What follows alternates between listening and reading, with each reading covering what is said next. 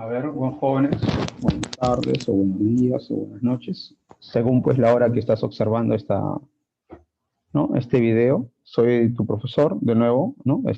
Julio Vilches. Imagino que ya escuchaste la semana número 2. Hoy toca pues lo que es filosofía, la semana número 3. Bueno, esperando pues que estén bien tranquilos, estén también bien de salud y que puedan estar repasando, ¿no? Ya que acuérdense que es un repaso intensivo, requiere más intensidad, hay que se llama repaso intensivo, y también requiere pues, ¿no? Más esfuerzo y disciplina, ¿no? Ya saben, si hay algo, un video por ahí que no, de repente en la primera no lo entienden, lo pueden retroceder, ¿no? Tienen esa ventaja, no es como en la clase de repente presenciales, ¿no? Que ya el profesor dicta y se te va ¿no? Se te va la pregunta, se te va el tema, te distraíste y ya no. En cambio acá no, ¿no? Acá de frente nomás, si te das cuenta, podemos estar retrocediendo. Bueno, esa es una de las ventajas y también una de las desventajas, ¿no? Como en todas las cosas, ¿no? Tiene su cosa buena y su cosa mala. Bueno, voy a empezar de frente. Me toca hoy día lo que es filosofía contemporánea, 2, filosofía en el Perú y también filosofía latinoamericana, ¿no? Hoy día vamos a ver eso de frente nada más. Ahí está. Ese es nuestro tema de hoy. Filosofía en el contemporánea número 2, porque hicimos la 1, la clase pasada, o el video pasado. Filosofía peruana y latinoamericana. De frente. En la filosofía contemporánea vamos a hablar lo que es la filosofía del siglo XX. En el siglo XX surge un montón de corrientes filosóficas, como le dan cuenta, surge la filosofía analítica del lenguaje de Wittgenstein, surge el existencialismo, ¿verdad sí o no? Pero después ya, ¿no? Después de la Segunda Guerra Mundial van surgiendo otras filosofías, ¿no? A nuestra época. Y acá, si nos damos cuenta, hay una filosofía, y ahí hay una pregunta de estos filósofos, esta filosofía, ¿no? Sobre el posmodernismo. Antes de responder esta pregunta que dicen las teorías filosóficas posmodernas en temas políticos, ¿cómo se caracterizaron? Primero, para responder esta pregunta tenemos que saber qué es el posmodernismo. A ver, sabemos que la palabra viene de dos, ¿no? Esta palabra viene de dos, ¿no? Pos, que significa pues, ¿no? Después, y moderna, ¿no? Ahora, posmodernismo, ¿qué significa? Si lo juntamos, significa después de la modernidad. O sea, para estos filósofos, ¿no? Que sus máximos representantes es Lyotard, otro filósofo italiano, Bátimo, estos filósofos son los representantes del posmodernismo. ¿Qué significa, profe, ¿no? El posmodernismo? Se puede decir que es el fin de la modernidad. Para estos filósofos, la modernidad ya fue, ya se acabó. Pero para saber nosotros qué significa la modernidad, ¿no? Porque si es posmoderno, profe, se acabó la modernidad, ahora viene otra etapa. Características que ellos dicen porque están dentro de una sociedad posmoderna, ya no moderna. Primero porque dice que en la sociedad moderna nos proponían, y principalmente van a criticar lo que es a la ilustración, el proyecto ilustrado. ¿Qué proponía la ilustración? ¿No? La libertad del hombre, la emancipación humana, en otras palabras, que el hombre tiene conocimientos objetivos, que con la razón el hombre puede lograr los conocimientos, puede lograr la verdad, tiene la idea de progreso, que estamos progresando, ¿verdad? ¿Sí o no? Y también, ¿no? Va a criticar el eurocentrismo, ¿no? Que Europa se centra toda la cultura y que ellos dirigen, ¿no? Lo que es la libertad del hombre. Y que eso es lo más importante, ¿no? Va a ser esa crítica. Pero ¿qué es este filósofo que no se logró? O sea, el proyecto de la ilustración es el proyecto moderno, los hombres libres, iguales, ¿no? Y que vamos a encontrar un conocimiento objetivo, ¿no? Una verdad, y que la razón lo es todo, no se logró. O sea, para estos filósofos no hemos logrado. ¿Por qué? Porque los proyectos modernos, ejemplo, por ahí está el positivismo, también está el liberalismo, está el capitalismo, está el marxismo, el socialismo, comunismo, como quieras llamarlo, son proyectos de vida para el futuro. Y dice, ¿y qué pasó? A ver, vamos a ver los resultados de esos proyectos, dice, ¿no? Hemos visto que ya tenemos industria, ¿no? Hemos visto que ya tenemos tecnología, supuestamente está hablando de Europa, ¿no? Son sociedades postmodernas, tienen industria, tecnología, mueven las máquinas, pero se han dado cuenta que los hombres no son libres. Supuestamente en una sociedad industrializada, moderna, ya se logró la libertad, la emancipación humana, que es el proyecto, y estos filósofos se dan cuenta que no se logró el proyecto ilustrado. ¿Y cuál es el problema de que no se haya logrado el proyecto ilustrado? Es que esos proyectos fallaron, no se cumplieron. En vez de buscar nuestra libertad, lo que hicieron más bien es someter nuestra libertad, ¿no? Entonces aquí dice estos filósofos que esos proyectos que son el positivismo, el marxismo, el capitalismo, el liberalismo, el hegelianismo, ilustración o hasta el cristianismo, se acabaron. Él dice, no, ya tenemos una sociedad industrializada, vemos gente todavía sometida, gente que no tiene libertad, gente, se conocemos naciones que están sometidas en lo económico, en lo cultural. Entonces, no, son proyectos europeos que no lograron su fin. Entonces, ¿cómo le llama a esos proyectos? Le llama a los famosos metarrelatos. Él dice, yo propongo el fin de los metarrelatos. ¿Qué significa? Que con estos metarrelatos, un ejemplo, te voy a poner de la ilustración antes, pues, ¿sí o no?, supuestamente de la Revolución Francesa, ¿no?, los aristócratas, ¿no?, los medievales, los gobernantes medievales o reyes absolutistas gobernaban el mundo, ¿verdad? ¿Sí o no? Llega en Francia, ¿no? Llega la revolución, prometieron libertad, igualdad, justicia, todas esas cosas, ¿y qué nos dimos cuenta? Que no se logró nada de eso. ¿Qué pasó, profe? Sencillo, entró una nueva clase social al poder, la burguesía, iba a explotar al campesino, al obrero. El obrero y el campesino lucharon por esa libertad, por esa igualdad, todo lo que tú quieras, pero no lo lograron. Fracasó la Revolución Francesa. El positivismo, que con la ciencia lograremos la libertad. ¿Te acuerdas lo que decía Conte? El estadio religioso, ficticio, ¿no? Luego se avanza la sociedad a un estadio, pues, ¿no?, metafísico, y luego el estadio científico, donde todos los hombres seremos libres e iguales. Estamos en una sociedad que industrializada, moderna, y tampoco se logró la libertad. Los liberales, ¿no? También, que los hombres seremos libres, viva la libertad, y más bien los liberales, tanto económicos como políticos, ¿verdad? Tienen la libertad, los que tienen, y los que no tienen no poseen nada. Ejemplo, el capitalismo, ¿no? Con el capitalismo lograremos nosotros nuestra libertad, y vemos que hay gente pobre, que el capitalismo no ha resuelto todos los problemas que se da, ¿no?, que pide la sociedad, ¿no?, el proyecto moderno. El marxismo, lo mismo, ¿no? El marxismo te promete libertad, todo, pero una vez que llega Stalin, Mao Zedong al poder, comienza, pues, ¿no?, a matar gente, a explotar gente, le quita su libertad por pensar diferente, hablar diferente, también son desaparecidos. Entonces, ¿qué hacen ellos? El fin de la modernidad. Esos proyectos se acabaron, esos metarrelatos. ¿Qué eran esos metarrelatos? Grandes, pues, ¿sí o no?, relatos o discursos totalizantes que usaban la historia, la religión, la ciencia, para justificarse o no un proyecto en el futuro, ¿no? Justificaban las matanzas, justificaban todo para ese poder. Pero una vez que se lograba tomar el poder, ese poder lo tomaban pocos, ¿no? Y los demás seguían siendo sometidos.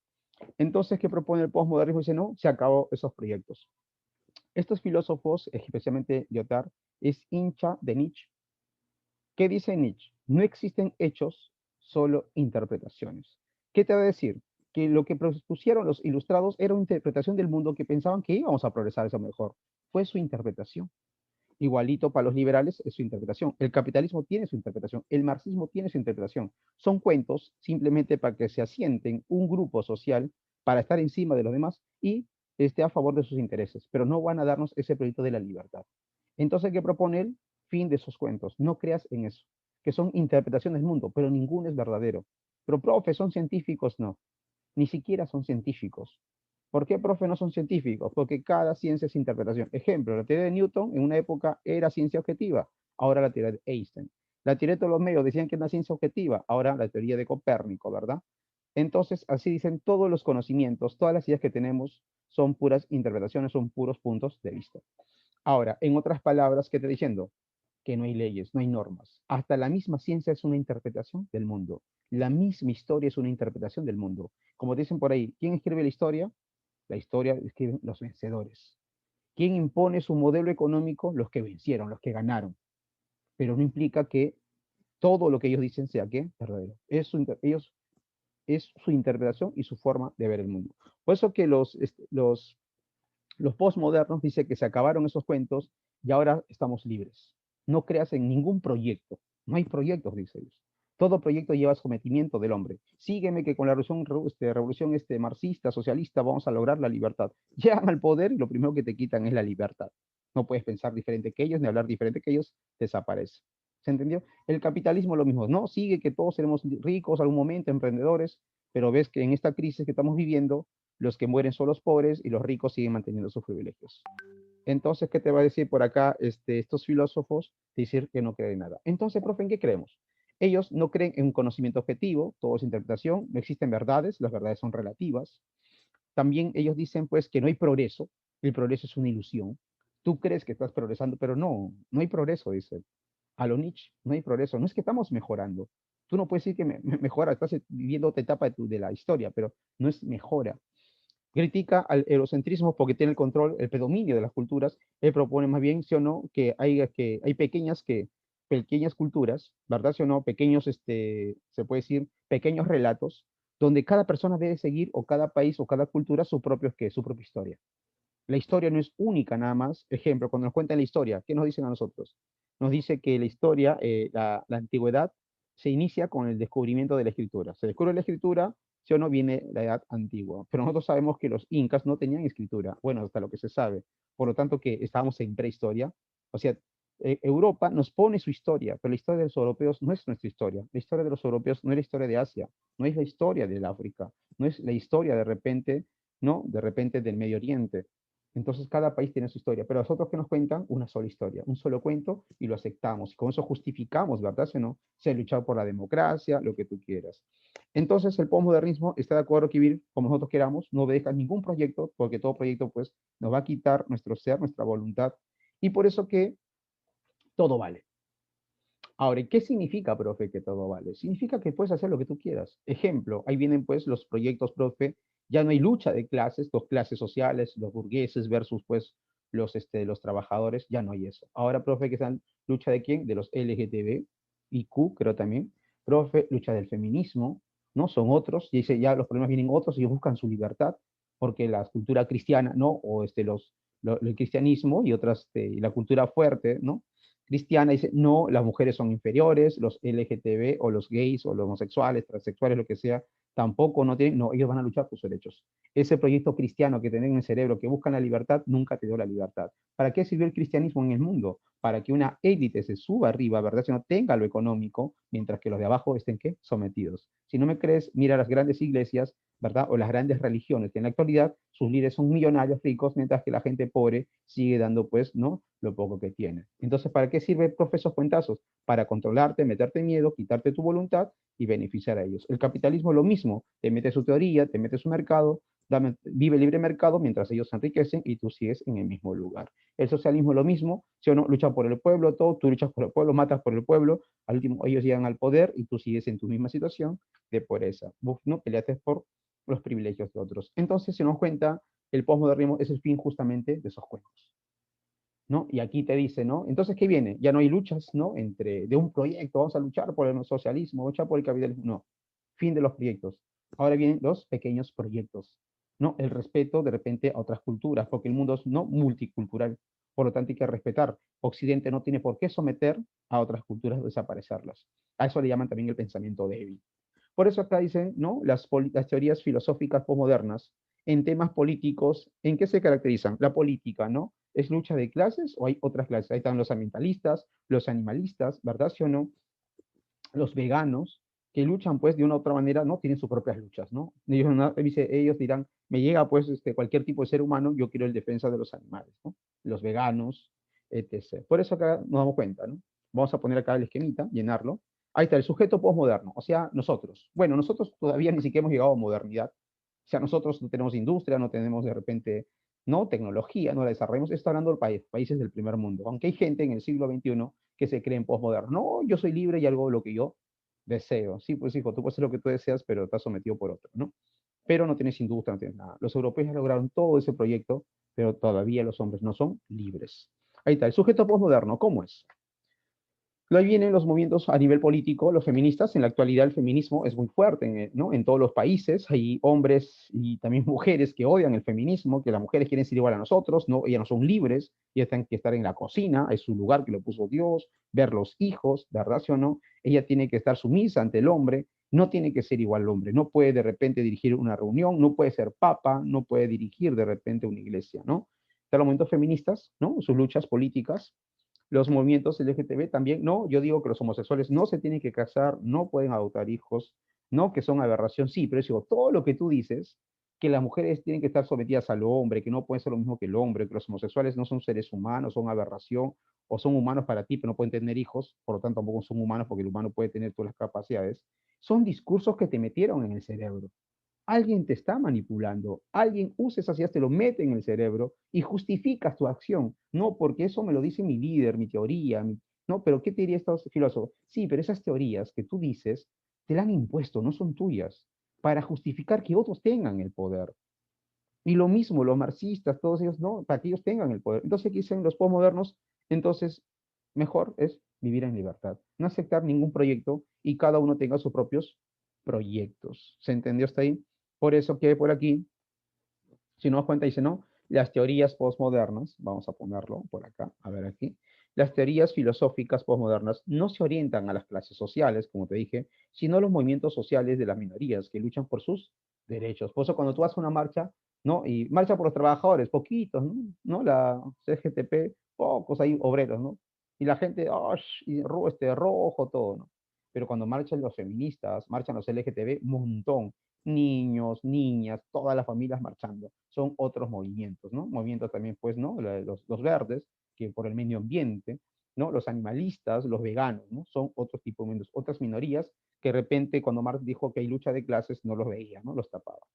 Por eso que aquí en las teorías filosóficas postmodernas, en los temas políticos, se caracterizan por apoyar discursos totalitarios, que todos tienen que pensar lo mismo. No, él dice imposible, no, pues todos, no todos pensamos lo mismo. Hay otras culturas, otras formas de ver el mundo. Los seres humanos somos diferentes todos. Se orienta hacia las minorías sociales y políticas. ¿Qué dices tú? ¿Se opone a las democracias multiculturales? No, más bien propone una democracia multicultural que Occidente no imponga, pues, o no, su ejemplo. Si los venezolanos quieren un socialismo, ¿por qué se lo impone? ¿Por qué se lo impides? ¿Por qué le cierras los mercados, verdad, si no, y le quitas todo? No, porque no me gusta, a ti no te puede gustar, pero de repente ellos eligieron a Chávez, ellos eligieron a Maduro. No te gusta que son izquierdistas, lo que tú quieras, sí, pero es su proyecto. Cuba con lo mismo, los cubanos eligieron eso. No, profe, se le impusieron, como tú quieras, ese país independiente. Pero Estados Unidos le cierra todos los mercados para que esa gente se muera de hambre y al último le echan la culpa al socialismo y no dicen que es porque ellos le cerraron todos los mercados, ¿no? Ojo, no es que esté de acuerdo con ese gobierno, que también me parece dictador, ¿verdad? ¿Sí o no? Pero están pagando pues pato sus ciudadanos. Defiende los intereses de las, ¿no? De las mayorías. Tú qué dices que una mayoría, ejemplo, todos somos, 90% del Perú somos cristianos. Vemos a unas minorías homosexuales que también quieren los mismos derechos que los heterosexuales. No, no, como somos mayoría los heterosexuales, no, los heterosexuales decimos que tú no te puedes casar, no puedes adoptar hijos y tampoco pues no puedes amar ni besarte frente a todos, ¿no? Los heterosexuales sí podemos usarnos frente a cualquier persona o niños, pero tú no. ¿Ves? Tampoco propone, sí o no, que las mayorías, sí o no, aplasten a las minorías, más bien aquí defienden a las minorías. Por eso que la clave, profe, que se orienta hacia las minorías sociales y políticas. Por eso que un pensador postmoderno dice, no, todo es libre, ¿no? Todo es interpretable. Ahí está, burrito. Ahora, lo mismo, aquí ya es casi la misma pregunta, ¿no? La misma pregunta, dice, un artista, ¿no? Un artista, un escritor postmoderno, está en la situación de un filósofo, o sea, el filósofo postmoderno. El texto que escriben, la obra que llevan a cabo, en principio, no están gobernados por reglas establecidas. Ejemplo, un artista es libre, ¿sí o no? Es un creador. Igualito, pues, un escritor, ¿sí o no? Es libre de hacer. Entonces dice que el filósofo está en la misma situación. También cuando escribe algo, ejemplo, yo critico el capitalismo, soy libre de criticar sus normas, sus reglas, que nos dicen, no, vive el libre mercado, que el capitalismo no va a sacar de esto, que tiene sus principios. No, yo critico esos principios, que no son objetivos, sino son interpretaciones que defienden los intereses de otro grupo.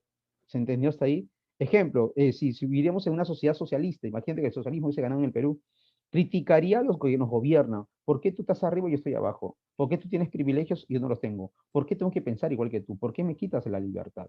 Entonces, si nos damos cuenta, es libre de criticar, es libre de cuestionar. ¿Se entendió?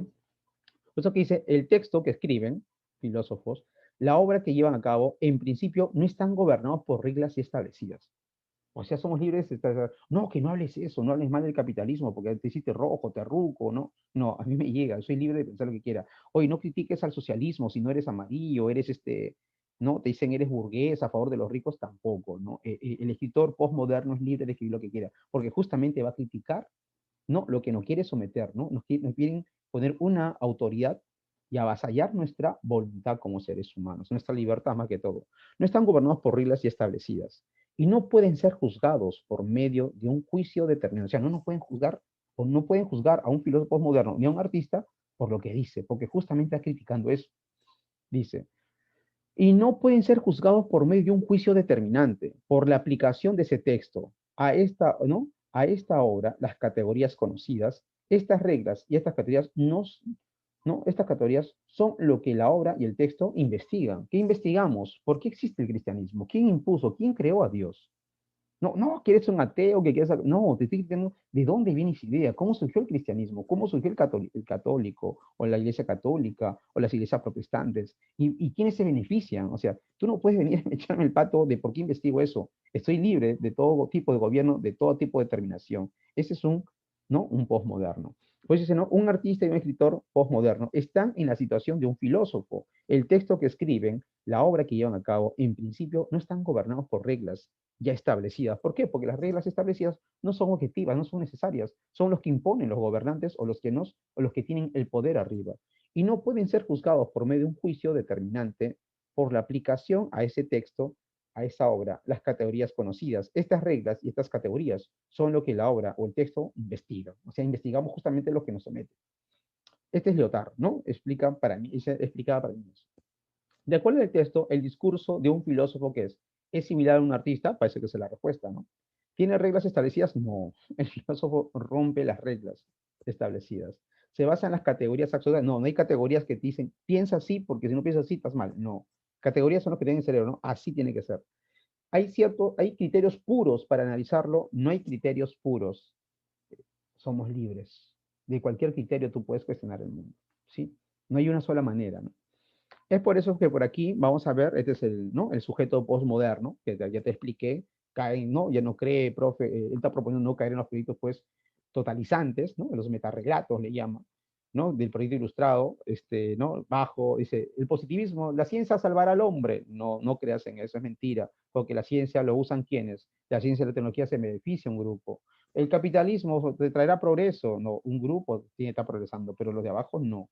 El socialismo nos sacará la libertad, tampoco, porque los que están arriba son libres de pensar y hacer con el pueblo, y el pueblo no puede decir nada frente a los otros porque tienen que pensar como ellos. Si piensan como ellos, ya sabes lo que pasó en la Unión Soviética y también en China, ¿no? Ahí está, en la ilustración lo mismo, ¿no? Viva la libertad, todo, toman el poder, ya sabes lo que hizo Robespierre. Ay, no piensas como yo, te corto en la guillotina. El cristianismo lo mismo, ¿no? Dile a tu viejo a ver que no crees en Dios. Dile a tu papá que eres homosexual. Dile a tu papá que tú crees que los homosexuales pueden votar hijos. Te van a votar, hijo. Te van a sacar. Dicen, no, ellos tienen sus reglas ya establecidas, ¿no? Es por eso que el sujeto postmoderno, ¿cuál es un sujeto postmoderno? Ahí está. ¿No? Se parece a los discursos artísticos, ahí está Isaac, lo creo que se llama ¿no? Que ya murió, es un artista libre, ¿no? Está los, ¿no? Discursos artísticos. La literatura, ahí está Mario Vargas Llosa, que ellos hacen volar su mente y no están atados a ninguna reglas, a ninguna normas, ¿no? No, que no escribas esto, está prohibido. No, que tu arte no debe hacer eso, no. No puedes, no, no, no. Ejemplo, hay artistas que han pintado la cruz invertida con Cristo invertido. No, que eso no dibuje, que es un sacrilegio, no. Están libres de reglas y de normas, ¿no? Como dice aquí. Por eso que, ¿no? De acuerdo con el texto, el discurso del filósofo que es similar al artista, ¿no? O sea, el filósofo tiene esa libertad. ¿Se entendió hasta ahí? Por eso que a algunos no les gusta, ¿no? El curso de filosofía, porque, ¿no? Es muy, muy, muy duro para ellos. A ver, aquí otro. El posmodernismo, jovencitos, el posmodernismo, aunque esto no crean, el posmodernismo tiene influencia de la filosofía de la hermenéutica, ¿sí? Su máximo representante de la hermenéutica es el discípulo de Heidegger llamado Gadamer. A ver, ¿y qué dice Gadamer? Gadamer está en la misma onda, o se puede decir que los postmodernos toman las ideas de Gadamer y Gadamer toma las ideas de Nietzsche y también del existencialismo. ¿Qué dice Nietzsche? No existen hechos, solamente interpretaciones. ¿Quién, profe? Ya lo ha dicho dos veces y no entiendo. ¿Qué significa no existen hechos sino interpretaciones? Ejemplo, si yo veo a dos homosexuales besándose, y yo soy un pensador libre, ¿no? Veo, bueno, hay un amor, son iguales y yo no veo nada de malo, son libres, a mí no me afecta en nada, chévere. Es un hecho del mundo que dos homosexuales están besando, pero para mí no es bueno ni malo, su rollo. Pero si ven de repente un par de cristianos radicales, no todos son así tampoco, los ven aberración, llama al serenazgo a la policía, los denuncia, sí o no, por de repente, por cometer un delito, de repente de cómo se puede pensar la gente, va a traumar a los niños se van a confundir y todo ese rollo. Para ellos ven sacrilegio. Mira, un mismo hecho, yo lo veo normal, otro lo veo un sacrilegio. Y de repente viene un homosexual y los ve besándose, que dice, qué bonito, qué lindo, cómo demuestran, ¿no? Su amor frente al mundo, son valientes, etc. Entonces viene la pregunta, ¿no? Oye, profe, es un hecho, sí, es un hecho del mundo, pero cada uno interpreta el mundo. O sea, no existen hechos, existen interpretaciones, porque tú no vives de los hechos, tú vives de tus propias interpretaciones. Cada persona interpreta el mundo a su manera. En este mundo, los musulmanes interpretan su mundo, ven el mundo a su manera, no a nuestra manera. Los cristianos su mundo a su manera y no de repente a la manera del budista, no a la manera de repente de los de la India. Cada cultura, cada sociedad tiene sus propios puntos de vista. Igualito nosotros. Una cosa es cómo ve el mundo una mujer, otra cosa cómo ve el mundo el hombre, y otra cosa cómo ve el mundo el homosexual, y otra cosa cómo ve el mundo el transexual. Una cosa cómo lo ve el mundo un abuelo, otra cosa es cómo lo ve el mundo una persona adulta, otra cosa es cómo lo ve el mundo un joven y otra cosa es cómo lo ve el mundo un niño. ¿Te das cuenta que cada uno interpreta su mundo desde su visión, su punto de vista, desde sus vivencias? Esto te va a decir Gadamer, que nosotros no tenemos el conocimiento objetivo de la realidad. La misma ciencia está basada en una interpretación. Ejemplo, Ptolomeo, que no junto con Aristóteles, decía que la Tierra era el centro del universo. Y mucha gente aceptó como verdad, pues era una interpretación. Luego viene Copérnico y tiene otra idea sobre eso, otra interpretación, que la Tierra gira alrededor del Sol. Entonces, esa es otra interpretación, no implica que sea verdad. Entonces, ¿para qué nos sirve la hermenéutica, profe? El socialismo es una, o el marxismo, es una forma de ver el mundo. El capitalismo es otra forma de ver el mundo. El cristianismo es otra forma de ver el mundo. Los liberales es otra forma. Entonces, profe, ¿quién tiene la verdad? Para Gadamer, nadie tiene la verdad. Todos son interpretaciones. Ninguno es verdad ni mentira. Cada uno interpreta su mundo desde su punto de vista. Entonces, esta es la filosofía de la hermenéutica. ¿Qué significa esto? Que nosotros no tenemos conocimientos objetivos, no hay una verdad absoluta. Todos nosotros interpretamos según nuestra tradición. El joven que en su casa lo educaron con ciencia, con la evolución, con la teoría del Big Bang, luego esa persona es posible que no cree en Dios, porque parte de la ciencia. Otra persona que le enseñan de niño, los homosexuales no sirven, los homosexuales no son aberración, no pueden criar hijos, ¿verdad? ¿Sí o no? La mujer tiene que estar sometida al hombre. Ese niño, ¿cómo crees que va a pensar? Hay dos niños que ven el mundo de diferente ¿qué? Manera. ¿Por qué? Porque venimos de diferente tradición, diferente punto de vista y también diferente historia. Una cosa es la historia que tienen los alemanes, otra cosa es la historia de los chinos, otra cosa es nuestra historia. También vemos el mundo de acuerdo a nuestra historia. O sea, toda esa carga subjetiva, nuestras tradiciones, nuestras costumbres, nuestros prejuicios, hacen que veamos el mundo o interpretemos el mundo de diferentes maneras. Entonces te preguntarás, ¿para qué nos sirve entonces, profe, esta filosofía hermenéutica para que te puedas conocer a ti mismo, que antes de criticar a un homosexual, antes de criticar a una persona que es de izquierda o antes de criticar a una persona que es de derecha, tienes primero qué cosa, que decirte tú mismo por qué tú interpretas el mundo de esa manera. Una vez que entiendes por qué ves el mundo de esa manera, te das cuenta que estás lleno de qué, de tradición, de historia, de cultura, pero que no son verdades, simplemente son productos de la costumbre. Son productos históricos, tradicionales, culturales, pero no implica que tengas que la verdad. Por eso dice, lea el siguiente texto y responda a las preguntas 3 y 4. Creo que te lo expliqué todo. Dice, la hermenéutica es la teoría de la interpretación que fue desarrollada en el siglo XX por el filósofo alemán Hans, ¿no? George Gadamer, alemán, nació en el 1900, vivió casi 102 años o 102 años, ¿no? En el texto como verdad y método en que le dio una renovación a la hermenéutica. O sea, antes, ¿cómo era la hermenéutica? La hermenéutica surge, se puede decir, jovencitos, en la época medieval, que leían la Biblia y cada uno le daba su interpretación. Una cosa cómo lo interpreta Tomás de Aquino, otra cosa cómo lo interpreta Ockham, otra cosa cómo lo interpreta de repente Agustín de Hipona, ¿verdad sí o no? Dice, a ver, interpretamos y quién llega a la verdad. Primero la hermenéutica empezó así, con interpretar los textos bíblicos o aristotélicos. Pero luego la hermenéutica no se queda ahí. Luego ya viene, profe, se dan cuenta que a nivel de la historia, cuando viene el Renacimiento, los renacentistas entienden la Biblia de otra manera. Entonces comienzan a escribir cosas diferentes. Entonces, ¿quién tiene la verdad?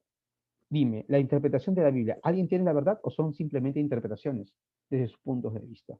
Luego ya no solamente interpretan, sí o no, profe, la Biblia. Ahora, ¿qué quieren interpretar? La historia. ¿Cómo la historia va avanzando? Uno, ejemplo, Hegel dice que a lo largo de la historia los hombres buscan su libertad y según Hegel, en Alemania, ¿no? Y ahí se controla la libertad. Y todos los hombres en Alemania son libres. Y la libertad tiene que expandirse. En otras palabras, para Hegel, ¿qué es la libertad? O perdón, ¿qué es la historia? Es la búsqueda del espíritu humano hacia una libertad. Y ya se logró, dice, en Alemania. Y la historia sigue así, la búsqueda de la libertad. Para Conte, no. Él dice que la historia es de otra manera. Dice que la historia es el progreso, ¿no? Del desarrollo intelectual. Primero creíamos en dioses, ¿no? Etapa, ¿no? La era ficticia, ¿no? El estado ficticio religioso, ¿no? Según la primera etapa de los hombres, la segunda etapa el metafísico abstracto y el tercero el científico, el positivo. Cuando logremos esa etapa, seremos libres. Para el marxismo, ¿no? Lucha de clases, comunidad primitiva, esclavismo, feudalismo, capitalismo y lograremos el comunismo. Pero cada una interpretación. ¿Qué te das cuenta? Que cada uno interpreta la historia desde su punto, ¿no? Desde su punto de vista. Y nos quieren imponer de esa manera la historia. Entonces nos damos cuenta, todo lo que vemos y lo que sentimos son ¿qué? Interpretaciones. ¿Se entendió? Por eso si yo ejemplo, si leo un poco, veo que alguien tiene la cruz invertida, yo digo, oh, qué bacán, ¿no? Rompió con las reglas, qué chévere, ¿no? En cambio, otro que ve sacrilegio, no, no puedes poner eso es malo, ¿no? Entonces, si nos damos cuenta, cada uno interpreta su mundo de diferente manera. Dice por aquí, Gadamer, ten cuidado con eso, ¿no? Ten cuidado que estamos llenos de prejuicios. Antes de jugar el mundo, primero ve cuántos prejuicios. Y los prejuicios no son malos, ¿ah? O sea, esto cultural, tradición, no es malo. Entonces, ¿dónde está lo malo? No ser conscientes justamente que tenemos prejuicios. Que cuando juzgamos el mundo, vemos el mundo, ya partimos de nuestros prejuicios. La famosa tabula plena. No partimos tabula rasa, mente en blanco, no. Cuando juzgamos al mundo, ya estamos llenos de prejuicios. Por eso que por aquí vamos a ver lo que te dice, ¿no?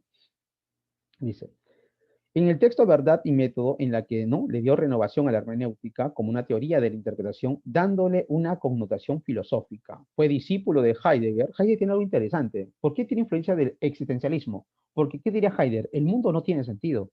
Somos nosotros que le damos sentido al mundo. ¿Ves? Es subjetivo, cultural. O sea, el mundo en sí no tiene sentido. Ejemplo, para los europeos, San Marcos no tiene sentido, es nada. Para nosotros lo es todo. ¿Se entendió hasta ahí? Ejemplo, profe. A ver, ahí, para ti, ¿no? Alguien que está enamorado, profe, yo con mi enamorada, profe, para mí, leyes todo. Ella se me va, profe, y, ¿no? Y profe, para mí, ¿no? Yo me muero. La pregunta es, ¿esa flaca a la que te gusta y no quiere estar contigo, realmente, ella vale o tú le das ese valor? ¿Ella tiene esa importancia en tu vida o tú le das esa importancia? ¿Quién determina qué vale y qué no vale? Esa es la pregunta que tenemos que hacernos nosotros. ¿No será que tú le das ese valor? Igualito el mundo. Partimos, valoramos el mundo de acuerdo que a nuestras percepciones, a nuestras tradiciones. Por eso que fue discípulo de Heidegger y es el autor de ¿no? numerosos ensayos de la historia, de la filosofía, la estética, la filosofía de la historia. En la filosofía considera que ¿no? que nos acercamos a un texto con una precomprensión. O sea, tú agarras el texto, tú no agarras tabula rasa mente en blanco, sino tabula plena, ya con prejuicios. Es así que no somos tabula rasa, ahí está. Y que para tener una adecuada interpretación es importante saber el texto. Esta interpretación es infinita, ya que siempre se está renovando. Ejemplo, una cosa es como yo leí de repente, imagínate a Nietzsche cuando ingresé a la universidad, otra cosa es cuando estaba acabando y otra cosa es cuando estaba trabajando. Cada vez que lees un autor o un filósofo o una obra, lo interpretas de diferente manera. Una cosa es como un niño lee a Nietzsche, otra cosa como un adulto, otra cosa como un anciano. Si te das cuenta, ¿sí o no? Partimos diferentes interpretaciones. Esta interpretación es infinita, ¿no? Ya que siempre se está renovando. La mente del interpretador es una tabula plena, ya que está llena de prejuicios, expectativas, ideas. Mientras más alejados de hechos nos encontramos, ¿sí o no? Dice, mientras más alejados del hecho nos encontramos, tendremos una mayor comprensión debido a los efectos, siendo una interpretación válida hasta que lleguemos otra mejor.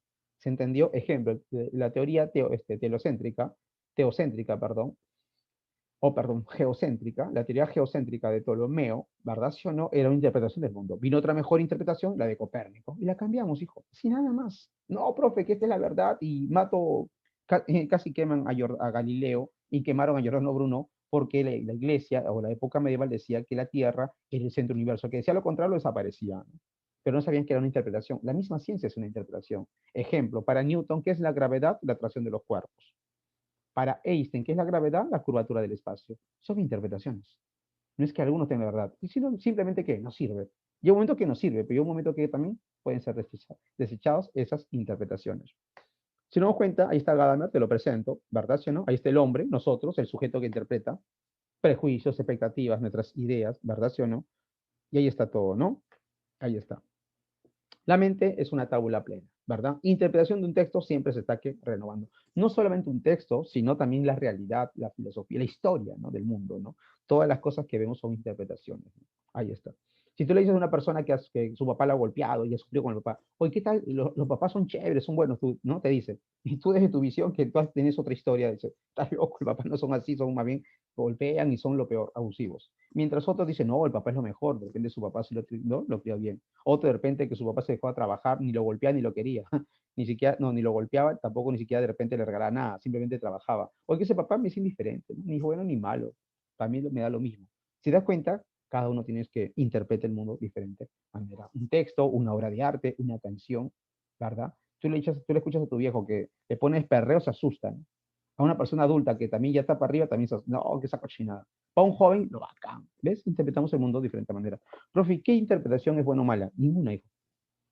Ninguna interpretación es buena o mala. Simplemente son vivencias. Y lo importante es que antes de juzgar del mundo a alguien, tienes que saber qué son tus prejuicios, lo que esté dañando eso. La pregunta número 3. De acuerdo al texto, la hermenéutica es considerada como que una teoría que refleja la realidad. No, no refleja la realidad. Una teoría de la interpretación como connotación filosófica, parece que sí. Un metadiscurso, no, ese es posmodernismo. Para entender el lenguaje, no, falsaza. Una interpretación subjetiva de la historia, bueno, no solamente de la historia, sino es de todo, ¿verdad, sí o no? Y connotación filosófica. Aquí se damos cuenta, burrito, ¿verdad, sí o no? Profe, ¿no es de la historia? No, de todo, ¿no? De todo, no solamente de la historia, de la religión, de la ciencia. Ahí se la hermenéutica es una teoría de la interpretación que fue planteado, ¿no? Y desarrollado por el filósofo Gadamer. Considera que la interpretación es infinita, ya que ésta se está renovando. Se interpreta todo. La 4. De acuerdo con Gadamer, ¿no? En el sujeto que interpreta para comprender se caracteriza, ¿no?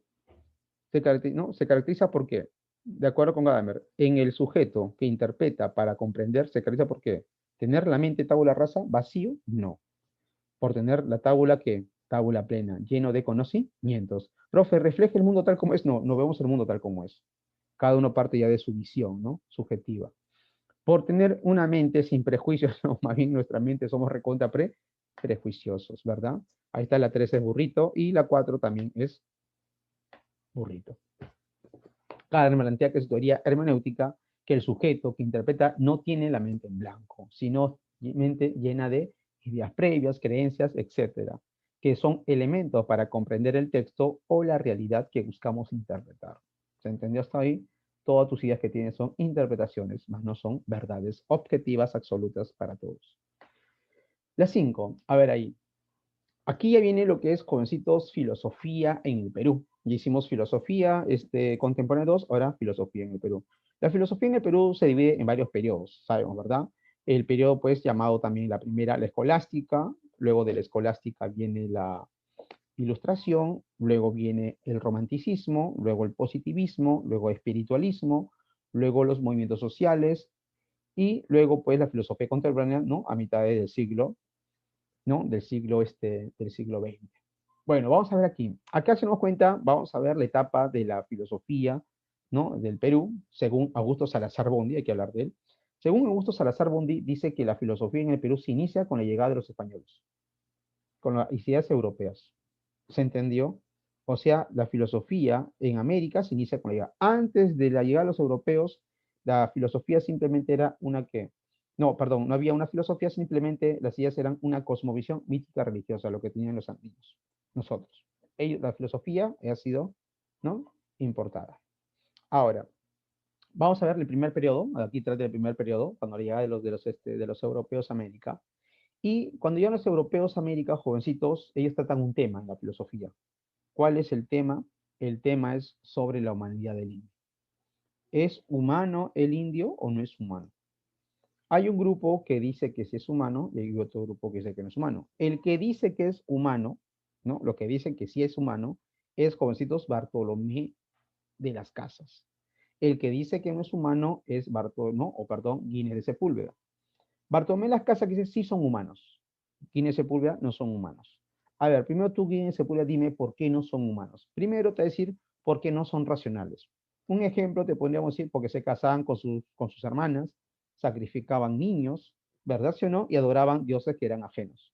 Ellos te podrían disculpar que te cases con tu hermana, te podrían disculpar que sacrifiques niños, pero no, que no entendían y no, para ellos era irracional que adores a la piedra, al sol, y no adores a su Dios, y no aceptes, no. Así como en la actualidad, mucha gente, si tú le dices que no crees en Dios, te dicen, ¿acaso no razonas, no piensas, no tienes moral, no tienes valores? Igualito, para Guinea Sepúlveda, como no crees en sus dioses, no tienen sus costumbres, no son humanos. Entonces, ¿qué son? Son bárbaros. Y como dice Tai, es hincha de Aristóteles, dice, y como dice Aristóteles, por naturaleza hay hombres que nacen para mandar y otros que nacen para obedecer. Por lo tanto, los europeos, nosotros hemos nacido para mandar y estos indios para obedecernos. Oye, pero no aceptan nuestras ideas, hay que hacerles la guerra.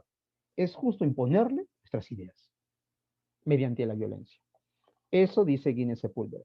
Mientras que Bartolomé Las Casas dice que no, que somos humanos, ¿por qué? Porque nosotros también razonamos. ¿Por qué razonamos? Porque según Aristóteles, el hombre no solamente es un animal racional, también es un animal político que vive en una polis. ¿Y qué se da cuenta? Que los americanos, los indios, nosotros, tenemos ciudades, tenemos polis, ¿no? Tahuantinsuyo, los mayas, los aztecas. Entonces sí son humanos porque tienen sus polis, tienen sus ciudades, sí se organizan, tienen sus leyes, tienen sus jerarquías, son humanos, no viven como animales. Por lo tanto, sí son humanos. Son gente civil, ¿por qué? Gente civilizada, dice. Gente que hace arte, hace música. Los animales no crean esas cosas. ¿Se entendió hasta ahí? Y por lo tanto, profe, son iguales a quién? A los europeos.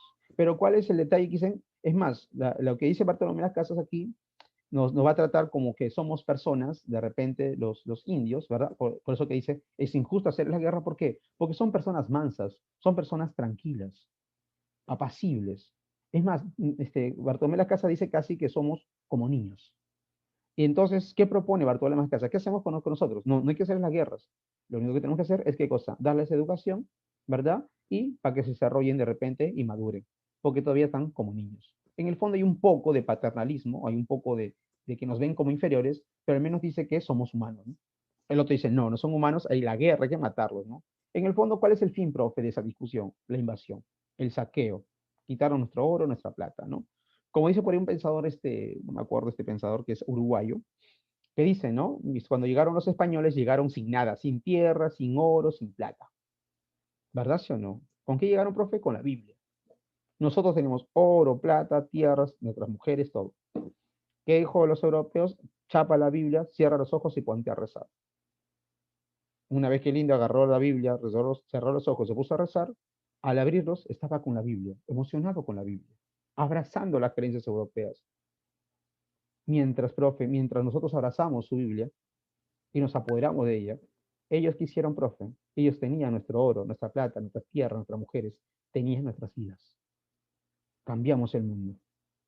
Es por eso, jovencitos, que esa es la invasión, ¿sí o no?, europea. Ahí están las dos posturas. Ahora, la pregunta número 5. El pensamiento del siglo XVI, ¿no?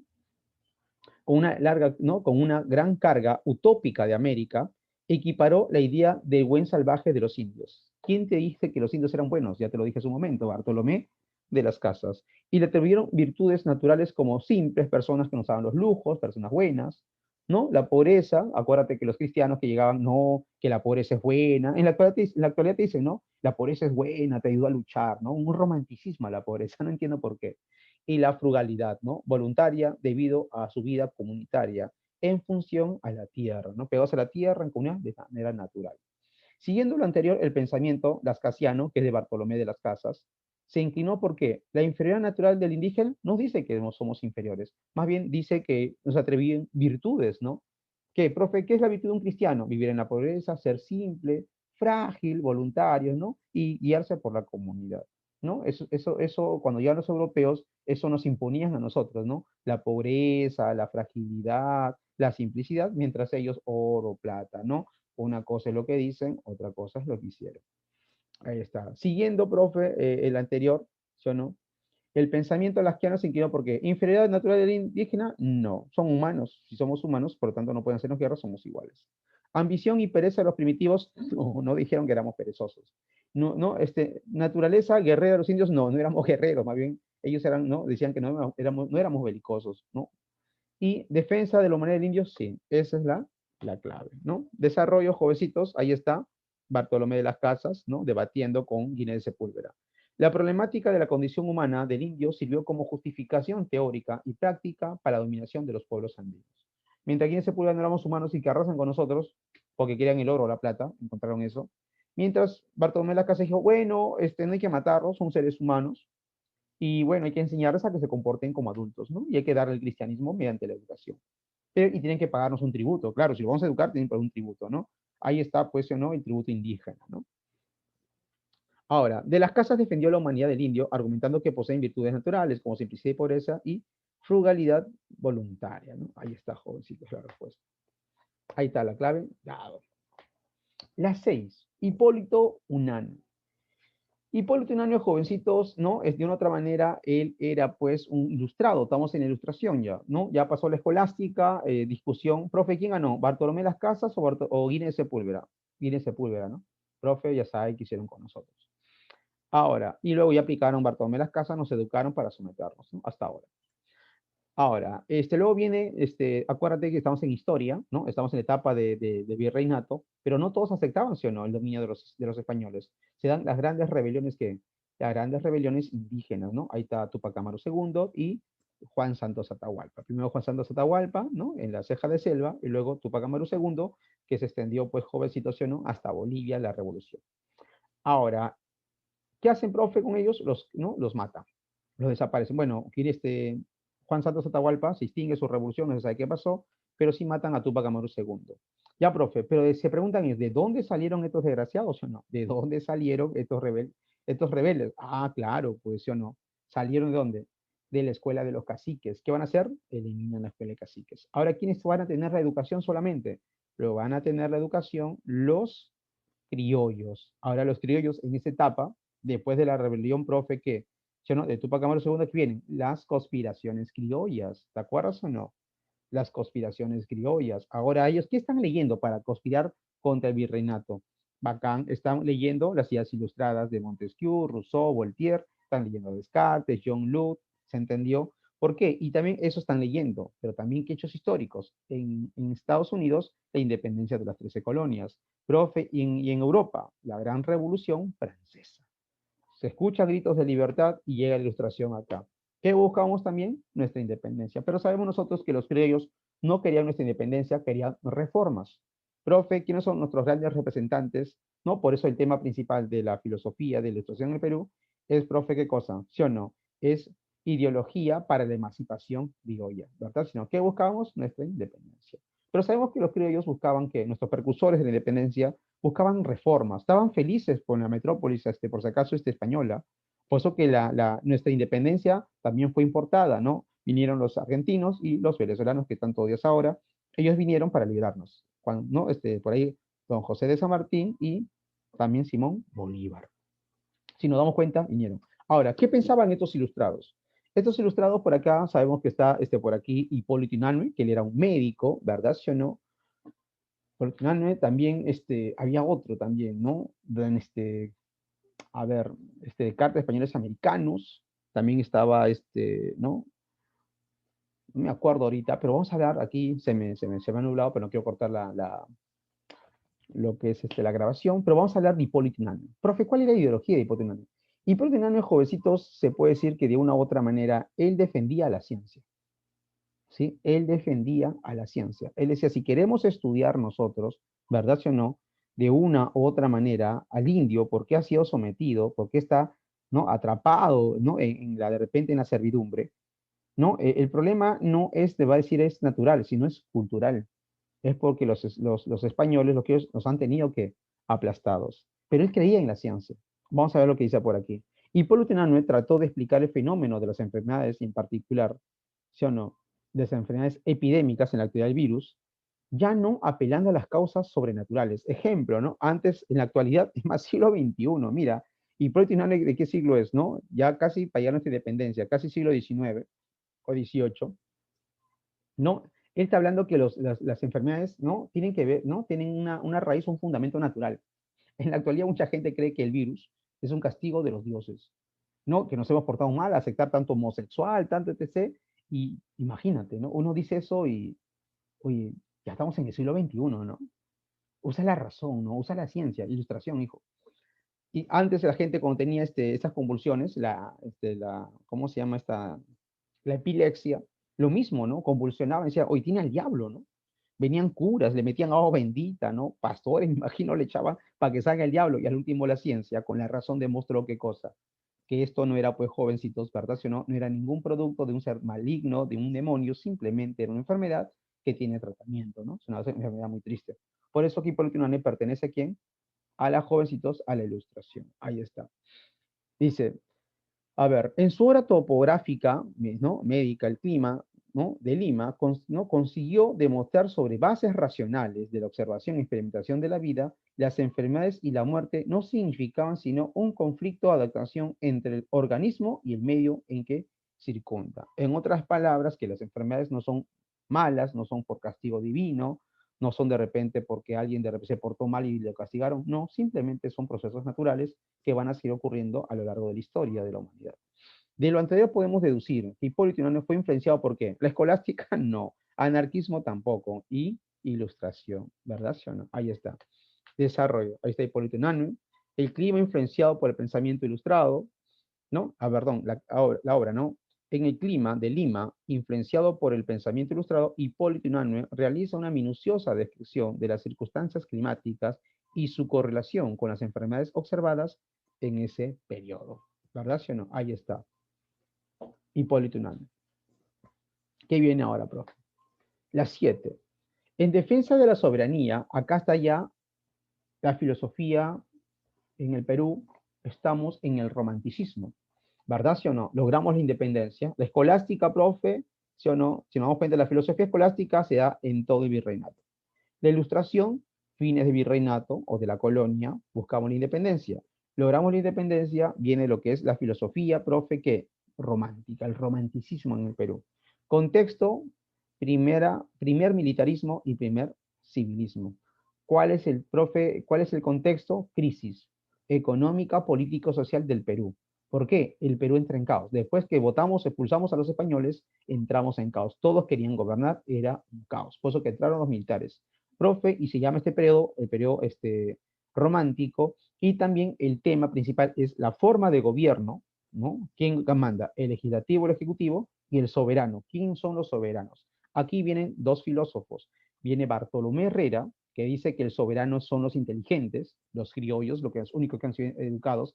Acuérdate que en las rebeliones indígenas habían cerrado lo que es no, la escuela de caciques, no tenían educación, entonces lo que tienen educación son los criollos. El que dice Bartolomé Herrera, ¿quiénes tienen que gobernar? Después de expulsar a los españoles, deben ser ¿quién? La soberanía de la inteligencia, o sea, los criollos.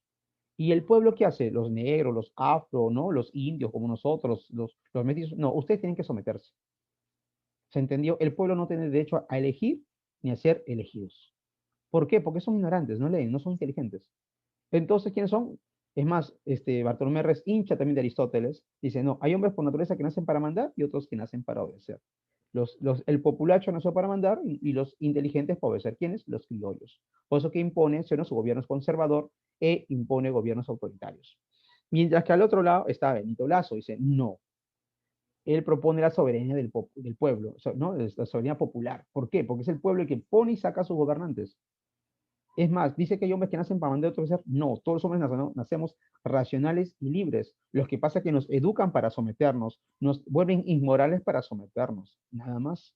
Y que el pueblo tiene derecho a elegir sus gobernantes y también ser elegidos. ¿Qué propone? Gobiernos democráticos. ¿Se entendió hasta ahí?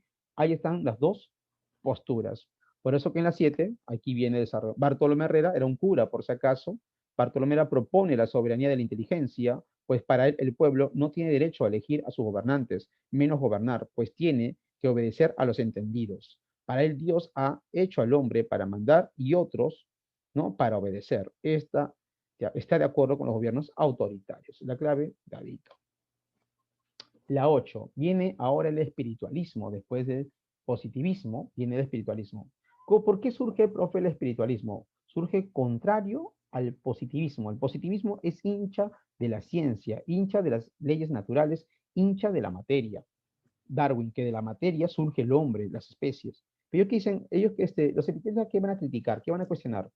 Está bien, los positivistas, como, ¿no? Como como proponen que de una u otra manera, que el hombre es naturaleza, nos debemos a la naturaleza y surgimos de ella. Pero aquí dice, sí, pero esos son de los animales. Los animales se llevan por su naturaleza, pero el hombre es más que naturaleza, es más que leyes naturales. El hombre posee espíritu. El hombre es libre de las leyes naturales. Si un perrito quiere de reproducirse con Lassie y los dos están en celo, se van a reproducir. El hombre no. El hombre es más espiritual. Es por eso que aquí va a criticar, jovencitos, a los positivistas, porque están limitados a solamente a una parte, ¿no?, de la realidad. Pero el hombre, por eso que los positivistas, aquí viene el detalle, proponen carreras como la biología, la física, la química, lo que tú quieras, pero que dicen no. Eso también, eso dice sí sirve, pero lo que nos hace, nos diferencia de los animales, que tenemos arte, hacemos literatura, filosofía, religión, que nos elevamos a nivel espiritual, principalmente en la estética. Los animales no crean estética, nosotros sí. Es por eso que no, va a criticar ahí justamente a los positivistas, porque creen que los positivistas proponen solamente leyes naturales, sujetarnos a lo real. Pero el hombre también que tiene libertad. Vamos a ver por aquí. El espiritualismo peruano tuvo como por finalidad enfrentarse al movimiento positivista, que había influenciado en diversas áreas del saber. En sentido, una de las propuestas espiritualistas que fue negar la capacidad creadora del espíritu humano, no, justamente la parte espiritual y no nuestra parte biológica es la creadora, ¿verdad? ¿Sí o no? Esto es falsazo, porque se niega. Afirmar que la ciencia experimental presenta limitaciones, claro, yo creo que aquí va la respuesta. ¿Considerar que el arte y la religión son manifestaciones científicas? No, son manifestaciones espirituales. ¿Rechazar la visión providencialista de la historia? No, esto no tiene nada que ver. Desarrollo. Ay, disculpen por ahí.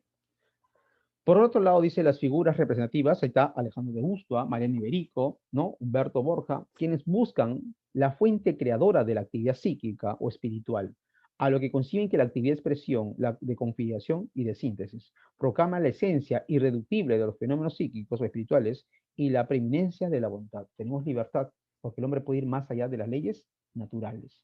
El espiritualismo surge como una reacción al positivismo, al naturalismo y materialismo, pues los espiritualistas, ¿no? Pues los espiritualistas existe lo material y lo natural, pero lo que determina nuestra humanidad y ser lo que somos es la parte espiritual, es la que nos diferencia de los animales. Las ciencias naturales estudian lo material y las leyes de naturaleza, pero el hombre es más que naturaleza, es espíritu, libertad, está por encima de lo material y por esto lo hace humano, estando su voluntad por encima de las leyes naturales. Ahí está su respuesta, burrito. La 9. La política laboral. A ver, estamos ya en el siglo XX, jovencito, estamos en el siglo XX. Después del siglo XX, profe, ¿qué filosofías están en el Perú? ¿No? Dice, ¿no? A ver, la política laboral, vamos a hablar de lo laboral, ¿no? En el Perú de inicios del siglo XX. En el siglo XX, profe, ¿qué filosofías están a inicios? Está el positivismo y el espiritualismo, hasta el siglo XX. ¿Hasta qué etapa, profe? Hasta 1919, cuando termina la Primera Guerra Mundial. ¿Después qué viene? Ahí vemos que después viene que el oncenio de la guía y vienen los movimientos sociales. Viene José Carlos Mariátegui y Víctor Aya de la Torre. Pero acá dice inicios, o sea, profe, de 1900 al, ¿no?, al 919. Ya te dije las dos corrientes que hay. La política laboral del Perú, inicio del siglo XX, fue respaldada por la tesis filosófica de que el progreso y la civilización con industrialización era posible, ¿sí o no?, creando un trabajador moderno. ¿Quién te dice orden y progreso? ¿De acuerdo o no? A saber, la creación de una clase obrera racializada, o sea, que los indios también sean obreros, es decir, se buscó sacar del campo a los indios y llevarlos a ciudad para convertirlos en obreros. De lo mencionado, ¿qué afirmación se infiere correctamente? Esto es el positivismo, al ojo. ¿Ah? ¿El espiritualismo buscó el progreso social a través de la industria? No, lo que crea la industria es la física, la química, la biología, ¿verdad? O sea, no, las ingenierías. Y ellos están con el arte, la religión, ¿no? Etc. ¿Los indios son una raza sin creatividad? No, falsaza. ¿La clase obrera es un sujeto histórico del cambio social? ¿Ese es marxismo? No. ¿La ciencia, la industria y la raza son temas abordados por el positivismo? Sí. La ciencia, la industria y la raza. Trabajador moderno, indio. Esa es la clave. ¿Qué nos dice por aquí, jovencitos? Mira, a ver. Los ideales del positivismo, del orden y progreso a través de la ciencia, fueron llevados a la práctica por la élite peruana. Que los indios salgan del campo, bueno, hay que traerlos a la ciudad. En la actualidad se sigue dando eso, ya no mucho, pero sí antes se daba en los años 80 y 70. que desarrollaron una política laboral de incorporación al indio y lo convirtieron en trabajador moderno. De esta manera, el positivismo en nuestro país abordó los temas de la ciencia, industria y progreso y raza. Ahí está. Clave, enano. Que el indio dice ya no, para si quiere progresar, hay que educarlo acá en la capital o en las grandes ciudades para que trabajen, para que produzcan. Ahí van a que tienen plata y van a que desarrollar su humanidad. ¿Sí? Hacen una crítica y dice, ¿por qué el indio profe está sometido? Porque para en el campo, pues hay que avivarlo, hay que educarlo. ¿Dónde? En la ciudad. Hay que dar carreras técnicas, todo, le damos educación y acá, al tener plata, tiene más educación entonces, y va a mejorar su condición. La 10. El sermón del 28 de julio de 1846, Bartolomé Herrera, el que te dije hace un momento que era conservador, decía pues que soberanía de la inteligencia, hombres que nacen para mandar y autofavorecer, y los criollos han nacido para mandar, los inteligentes, mientras el pueblo para obedecer. También te decía que el pueblo no tiene derecho a gobernar y propone gobiernos autoritarios. ¿Qué nos dice este, no, Bartolomé Herrera? En el sermón del 28 de julio de 1846, Bartolomé Herrera decía que la libertad se afirma en la naturaleza de las cosas, en la ley de Dios. Hombres para mandar, para obedecer. Y no en la voluntad humana. No, que yo quiero ser libre, es mi voluntad. No, tú no puedes ser tu voluntad, es la voluntad de Dios. Además, solo los inteligentes, notables, podrían comprender la ley de Dios. Los genios entienden a Dios, tú no, ignorante. En el Comité de San Carlos educó a la juventud más dotada de inteligencia notable, inculcándole el amor al orden, a la responsabilidad de dirigir a un pueblo por la senda de la disciplina cívica. Esa gente que dice, no, esos homosexuales tienen que ponerse a raya, las mujeres ponerlas a raya, ¿no? Para eso que marchan para eso. Lo anteriormente mencionado se refiere principalmente a la tesis herediana, profe de quién, herediana, ¿no? De Herrera. El principio de libertad, no, él dice que no todos somos libres. Libres son los de arriba, los de abajo no. La soberanía popular, menos. El provincialismo, sí. ¿Por qué? ¿Qué es provincialismo? Que Dios dirige la historia de la humanidad. Y todos tenemos que aceptar que la voluntad, la ley de Dios, ¿no? La ley de Dios. ¿Cuándo somos libres? Cuando obedecemos a Dios. ¿Se entendió? ¿Cuándo nos volvemos esclavos de nuestros deseos? Cuando no obedecemos a Dios y queramos hacer nuestra libertad. La soberanía de la inteligencia, también. Pero acá no está hablando de la historia, acá está hablando, profe, que, ¿no? De quién tiene qué cosa, qué gobernar. ¿Se entendió hasta ahí? Dirigir al pueblo. Soberanía, profe, que de la, ¿no? Inteligencia. Ojo, él es providencialista, pero acá no habla de la historia, está hablando, profe, de la ley, sobre los inteligentes, ¿no? Por acá, educó a jóvenes dotados de inteligencia notable, inculcándoles el amor tal, que ellos deben dirigir. Desarrollo. Los conservadores, ojo, él también propone el provincialismo, pero habla de la historia, ¿no? Que cuando nosotros logramos nuestra independencia, fuimos contra Dios. Y hemos ido contra la historia, por eso que tenemos que rezar, pedirle perdón a España y al Papa o a la Iglesia Católica para poder de nuevo ordenarnos, ¿no? Los conservadores como Bartolomé Herrera defendían la tesis de la soberanía de la inteligencia, es decir, los más dotados de inteligencia deberían de qué? De gobernar. Ahí está, ¿no? Dado, joven. Lo que te dije hace un momento todo. La 11. Alejandro de Ustua, ¿no? Alejandro de Ustua dice, ¿te acuerdas que dije el espiritualismo? El periodo donde la libertad está subordinada al deber, ¿no? O al placer, ahí te dicen sí o no. Tu libertad, no, tú debes hacer esto, la ley natural te lo dice. O al placer, tus deseos biológicos, ha sido superada por un nuevo orden, que consiste en que, o sea, para él la libertad es espiritual, dejar lo material, lo biológico y elevarnos a nivel espiritual. Para él significa eso libertad. Por eso que vamos a poner por aquí, mira, ya tú lees la parte chiquitita de Deusto, vamos a leer la parte de abajo. ¿Sí? Disculpa por ir con la clave. Alejandro de Gusta critica el positivismo, como dije hace un momento, que tiene su lema orden y progreso, el positivismo, con su propio lema, orden y libertad. Es verdad, buscamos el orden espiritual, pero somos libres. ¿Se entendió? Libres de lo biológico, las leyes naturales. Proponiendo el orden natural y el impulso creador. ¿Por qué? Porque el espíritu te hace creador, te hace libre. Defendiendo este último, el impulso creador, la libertad creadora, valorando la vida estética, dice que con la estética, con el arte, volamos, ¿no?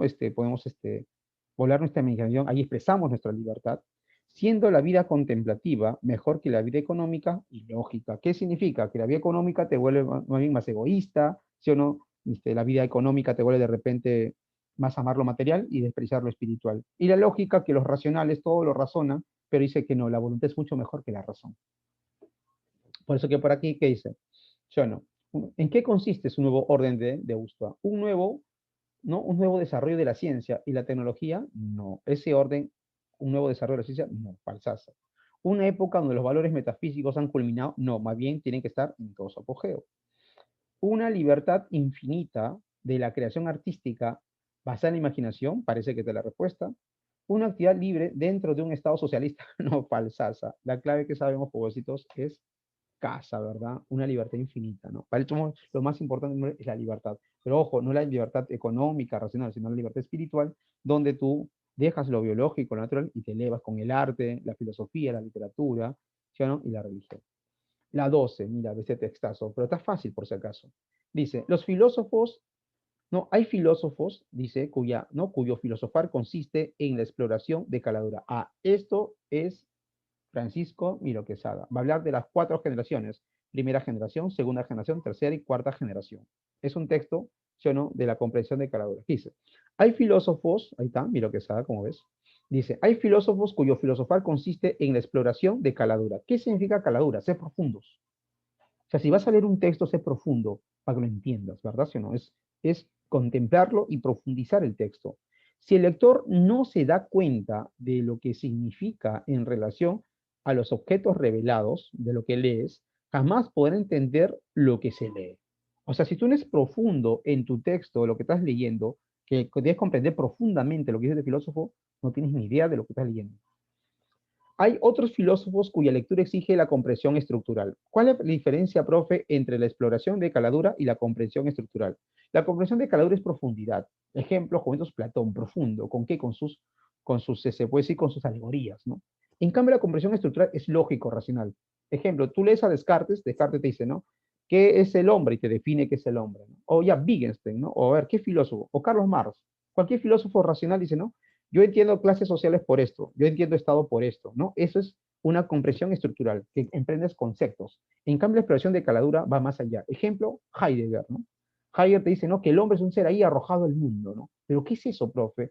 ¿No? Que ese ser ahí que está arrojado es libre con la posibilidad, pero él no te conceptualiza las cosas, sino que habla del ser humano, de su interior.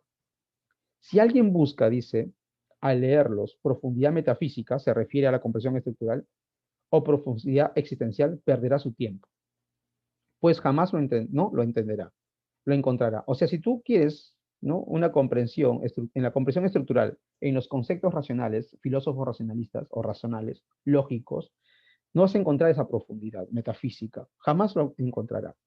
Desde luego, cuando se trata de seres humanos, nunca hay tipos puros. A veces encontramos en un mismo filósofo, ¿no?, la comprensión estructural y la comprensión de caladura.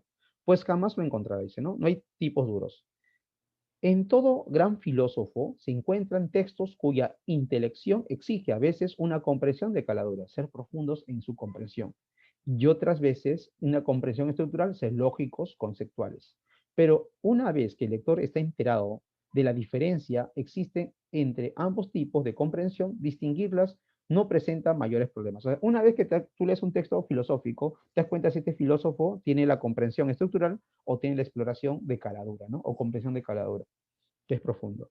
Así, no cabe la menor duda de que Aristóteles fue un filósofo lineal. Acuérdate que es el padre de la lógica, ¿no? El padre de la lógica clásica, por lo tanto, todo lo que se tiene lógico, racional, ¿sí? Su descubrimiento de la lógica es un ejemplo típico de una teoría que exige una comprensión estructural. ¿Ves? Él es más conceptual. El estaguirita tiene también algunas teorías que rebasan lo estructural, o sea, cosas ilógicas, ¿no?, más intuitivas, como ciertos pasajes como su metafísica, en las que afirma que el ser no es un género, o sea, cuando ya habla del primer motor, ¿no? Ya eso ya es otra cosa, ya viene su profundidad, pero es más estructural. Y tanto cabe la duda de la filosofía de Plotino, que es hincha de Platón, dice que hay un Dios, arriba un uno, etc., es más profundo, más intuitivo, solo puede ser comprendida mediante la comprensión de caladura, mediante profundidad existencial. Busca rigor conceptual en Plotino, o sea, si buscas rigor conceptual en Plotino, es como buscar una aguja en un desierto del Sahara. O sea, tú no vas a encontrar nada de repente, ¿no?, o conceptos definidos en Plotino, ¿no? Plotino sigue hablando, ¿no?, profundizando sobre la esencia, ¿no?, del Dios, del uno, etc. Ahora, esto es, ¿no?, las dos diferencias, acuérdate. Ahí están las 4 generaciones, que te dice por aquí Francisco Miroquesá. La primera, los patriarcas, que dice, nuestro filosofar nace de una importación directa occidente, ¿no? Los primeros filósofos en Latinoamérica son los patriarcas, que introducen la filosofía occidental. Hasta ahí llegan. No tienen comprensión de caladura, ¿no?, ni comprensión estructural. Los forjadores, ¿quiénes son ellos? Ellos son los que ya son conscientes de que no tienen esa comprensión de caladura ni tampoco estructural. Recuperan, ¿no? Recuperación anabásica, recuperación de la tradición partida, o sea, empezar de los primeros filósofos, ¿no? Europeos, para poder entender los siguientes jovencitos a los filósofos nuevos. ¿No? Doblemente forjadores forjan el proyecto y forjan los discípulos. ¿Qué significa? Que ellos son los que proponen hacer una filosofía auténtica, ¿sí o no? Y también van a educar a los futuros filósofos que van a crear esa filosofía auténtica. Ahora vienen los, ¿no? Sus discípulos, los técnicos, los bravos supuestamente. ¿Hacen o no una filosofía auténtica? Esa es la pregunta. Aquí están. Afirmación, hay dos. Los afirmativos tienen dos. Hay uno de los asuntivos, que dicen que no, todavía no ha llegado al proyecto. Pero hay dos tipos de afirmativos. Afirmación inmediata, Leopoldo Sea, ya se hace filosofía auténtica, ¿sí o no? En Latinoamérica. La afirmación inmediata, el asuntivo, perdón, Salazar Bondi. ¿Qué te dice él? Todavía no se puede. ¿Por qué? Porque no hemos liberado todavía de Occidente, ¿no? Para Salazar Bondi todavía nosotros no hacemos filosofía auténtica. Acuérdate que te dije eso. Naturalidad filosófica, etapa de naturalidad filosófica significa que ya el filósofo o los filósofos o esas generaciones en la actualidad que estudian filosofía y se dedican a la filosofía, ya no les interesa si son originales o no, porque ellos creen que ya son originales. No les interesa ese problema ya. La 12. ¿Qué afirmación se deduce del texto acerca de la comprensión de caladura? ¿Te acuerdas o no? La profundidad. ¿La lógica aristotélica es un ejemplo de comprensión vertical? No. Es horizontal, acuérdate, es horizontal. ¿Todo filósofo merece una exploración de caladura? ¿Todos? ¿Aristóteles también? No, ¿verdad? El más estructural. ¿Reducir una teoría a otra sería un ejemplo de comprensión de caladura? No. No, pues no. Una teoría filosófica reducir a otra es absurdo. La filosofía de Plotino necesita de una comprensión de caladura profunda, esa es la clave. Está en el mismo texto, ¿verdad? ¿Sí o no? Comprensión de caladura, ahí está. Comprensión de los aspectos más profundos y significativos de comprensión vertical. Comprensión estructural, comprensión de rigor conceptual, comprensión horizontal. Ahí está la diferencia.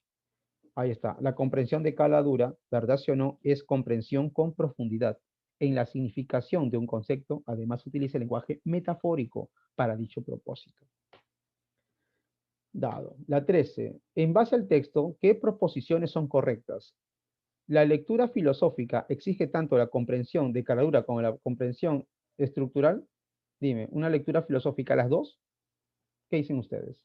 La comprensión estructural exige por rigor conceptual, pero no calar a profundidad en las teorías filosóficas. A ver, la comprensión estructural, Aristóteles, ¿exige rigor conceptual? Sí, pero no calar en profundidad también. Eso es verdadero.